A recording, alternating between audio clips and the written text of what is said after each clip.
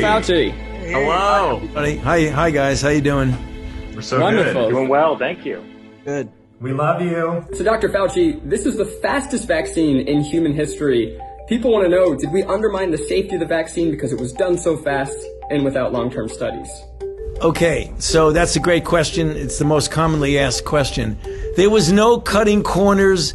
Safety was not compromised. Scientific integrity was not compromised. And I think people need to understand that the speed was related completely to the breathtaking scientific advances that had been made over the previous 10 or more years, where you can get the genetic sequence of the virus, which then take that sequence and insert the appropriate gene into these very new and unbelievably efficient vaccine platforms. And that didn't sacrifice any safety at all.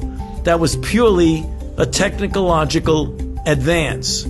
Then the Moderna trial was 30,000 people. The Pfizer trial was 44,000 people. And it happened to be taking place in the middle of a ferocious outbreak. So when you're trying to prove a vaccine works and there are just a few infections here and there in society, it could take 7 years to get a vaccine. There were so many infections that we went from sequence to getting the vaccine in people's arms in less than a year. That is historic, but it's historic from a scientific standpoint.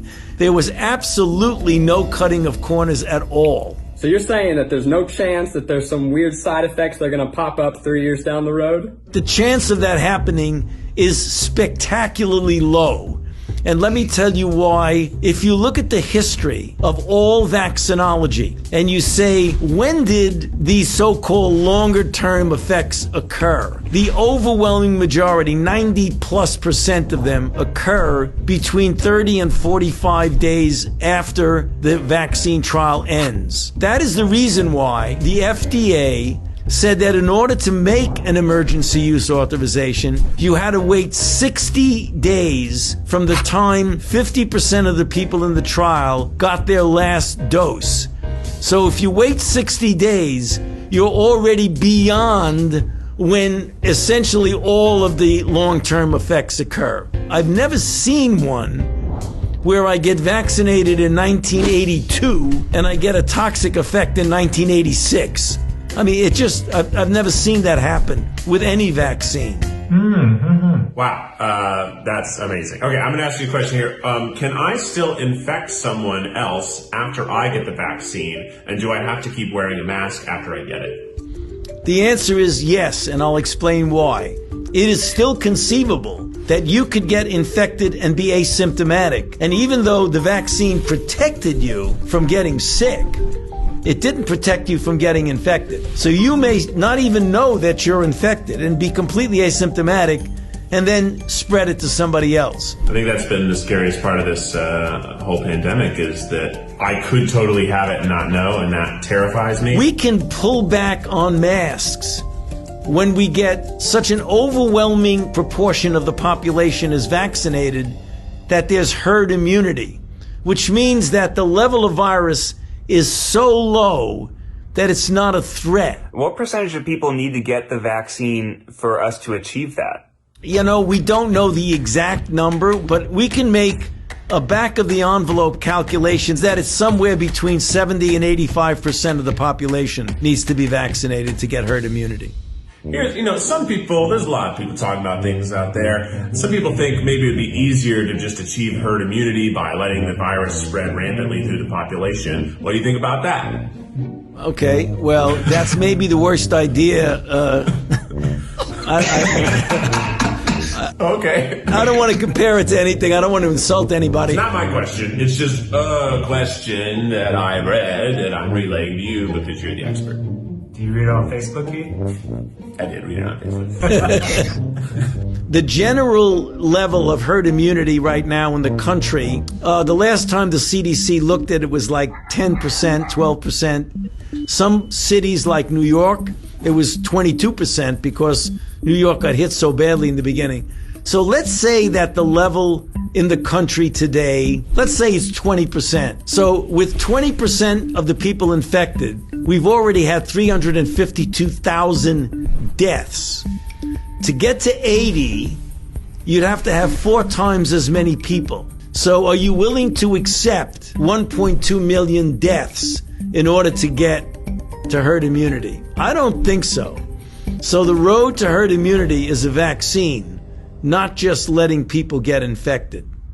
And how soon after getting the vaccine would I be immune? So let's say you get vaccinated and then 21 to 28 days later you get a boost. Anywhere from 10 to 14 days following the boost, you can consider yourself protected. Dr. Fauci, a new COVID variant has been reported in over 40 countries and is said to be more transmittable. Will that make the vaccine irrelevant?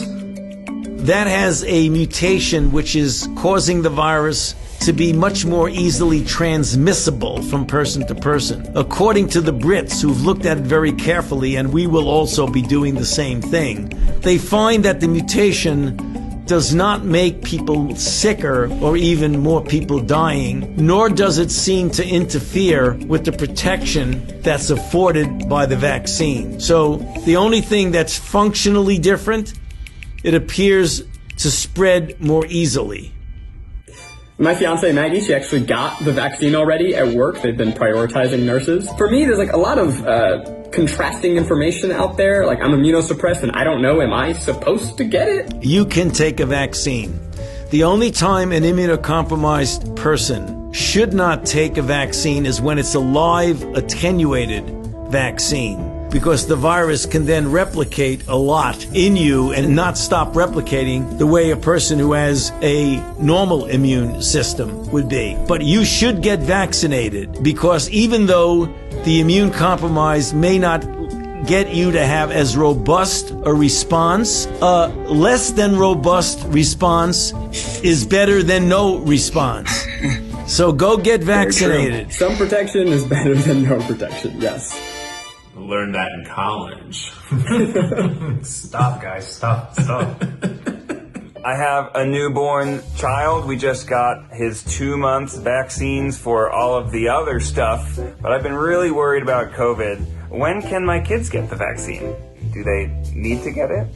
They do, but let me tell you what the strategy has been for decades and decades and decades with vaccines. Children and pregnant women are vulnerable, so the general policy has been you do not vaccinate children or pregnant women until you've proven that the vaccine induces the same sort of response that it induces in normal adults and protects them. And you do what's called a bridge. You bridge the immunogenicity study in the children and the pregnant women with the efficacy study that you've already completed, and you make a determination that it's okay to give it to children. We're going to start that likely towards the end of January. We'll be doing that in children. Oh, that's soon. So, Dr. Fauci, we know that the vaccine doesn't instantly make everything better. So what can you tell us about what the next few months look like? By the time we get to April, I think it would be open season, namely anybody can get vaccinated. There's no restrictions on it at all because all the priority people have been vaccinated. If we then vaccinate at a very good rate, President Biden has made the announcement that he's going to try and get 1 million doses a day, so that 100 million in the first 100 days. If we do 1 million a day, by the time we get to the end of the summer, we will have reached that percentage of herd immunity, so that in the fall, if everybody gets vaccinated, that should get vaccinated, we can start approaching a degree of normality. That doesn't mean nobody wears a mask, but that does mean kids can feel secure at school, you can go to a sporting event, you can go to a restaurant and have dinner, you can go to the theater, things like that. The critical issue is that we want to really make sure that this vaccine hesitancy that we see around gets overcome by the truth that the vaccine is safe and it's efficacious and it will protect you, your family, and ultimately all of society. So go out there and beat the bushes. Tell your friends to get vaccinated. Dr. Fauci, you've been interviewed by the best of the best the world has to offer, but never by 4 idiots at once. Next up, we have a lightning round. Are you ready?